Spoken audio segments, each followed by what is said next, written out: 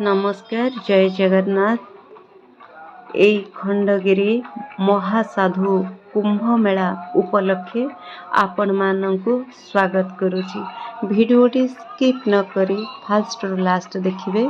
सर्वप्रथमे मु आपनकु कहि रखिबे, आपनकु जे विजुअल मु दउछि ई होछि माँ बारभुजांकर स्थान। माँ बारभुजांक सम्मुखरे भजन कीर्तन होउछि एवं बहु श्रद्धालु एकत्रित हेइचंती। बहुत नाम संकीर्तन चलीछि एवं श्रद्धालु मानकर भीड़ मध्य जमीछि। आपण जो स्थान देखुछंती गोटिए पार्श्वरे माँ दक्षिण काली रहिछंती, माँ दुर्गा बारभुजा रहिछंती। ये तळ पार्श्व एवं मंदिर शिखरे रहिछि माँ हत्याशुणीक मंदिर। दक्षिण द्वार रे रहिछंती माँ बारभुजा एवं उत्तर द्वार रे मध्य माँ कालींकर रहिछि एवं समस्त मंदिर उपरे रहिछि।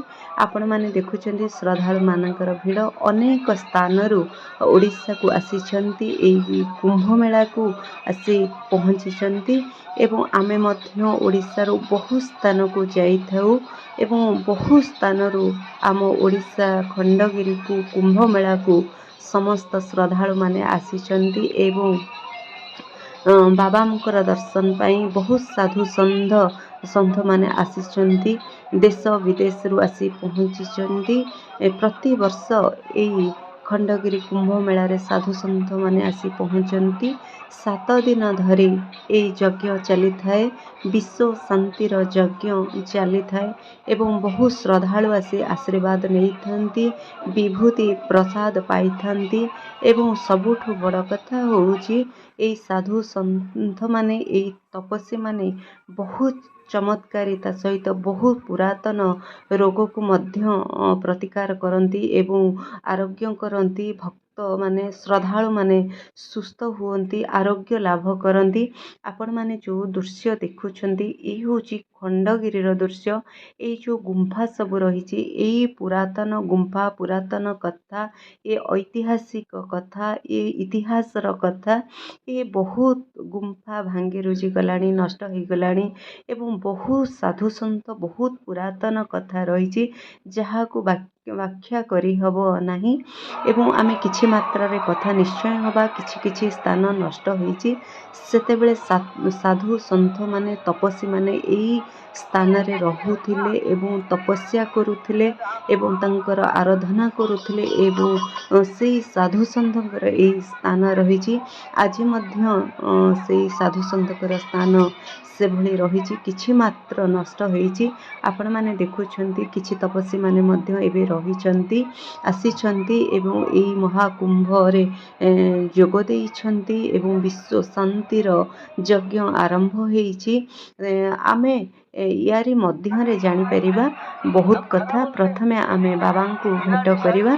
मु मध्य बाबा दर्शन करिथिली, विभूति पाइथिली, बाबा आशीर्वाद नैथिली। बाबा को आपण सामना रे देखि पारुचंदी। मु मोर विजुअल माध्यम रे आपण मानको देखौछि। आमे एबे पहुंची गले उदयगिरी। आपण माने भाबुथिबे मु खंडगिरी कथा कहली, उदयगिरी कौन? आज्ञा हाँ, उदयगिरी एवं खंडगिरी दुई पार्श्व रे रहिछि, मझिरे एक रास्ता रहिछि। एही स्थान रे रानी गुंफा रहिछि।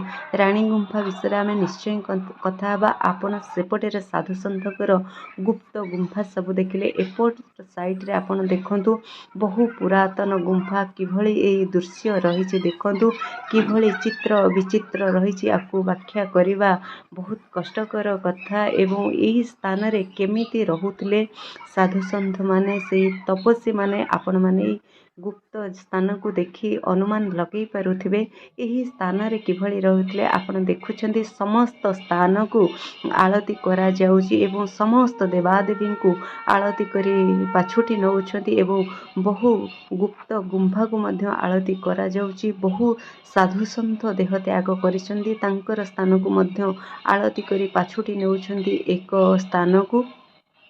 एवं एई स्थान रे देखंतु किछि दर्शक माने भी रहिछंती, से माने सेल्फी वीडियो नउछंती एवं କିଛି ଶ୍ରଦ୍ଧାଳୁ ମଧ୍ୟ ରହିଛନ୍ତି, କିଛି ପ୍ରକୃତ ଭକ୍ତମାନେ ମଧ୍ୟ ରହିଛନ୍ତି ଯାହା ଆଶୀର୍ବାଦ ନେବା ଲାଗି ଆସିଛନ୍ତି।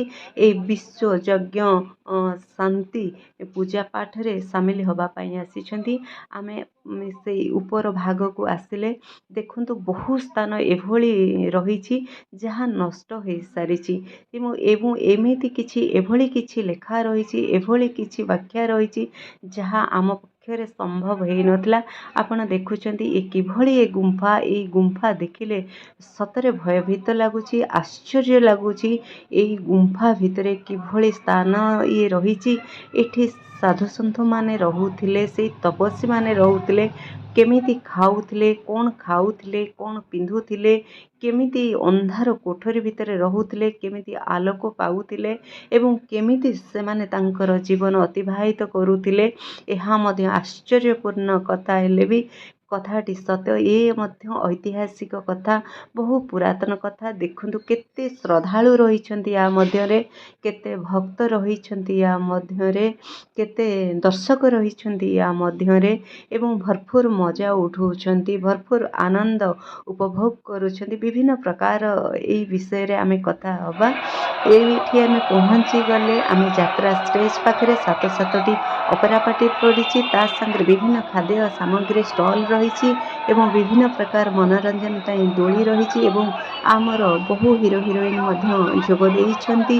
ବହୁତ କଳାକାର ଭାଇ ଭଉଣୀମାନେ ଆପଣଙ୍କ ଏଣ୍ଟରଟେନମେଣ୍ଟ ପାଇଁ ପହଞ୍ଚିଛନ୍ତି ଏବଂ ଯାତ୍ରା ଭେଟି ଦେଇ ଆପଣଙ୍କର ଭରପୁର ଏଣ୍ଟରଟେନମେଣ୍ଟ କରାଇବେ। ଆପଣଙ୍କର ଏଇ ରାତିକୁ ଆପଣଙ୍କର ମନୋରଞ୍ଜନ ଦେଇ ଆପଣଙ୍କୁ ଯାତ୍ରା ଭେଟି ଦେବେ। ରହୁଛି। ଜୟ ଜଗନ୍ନାଥ, ନମସ୍କାର।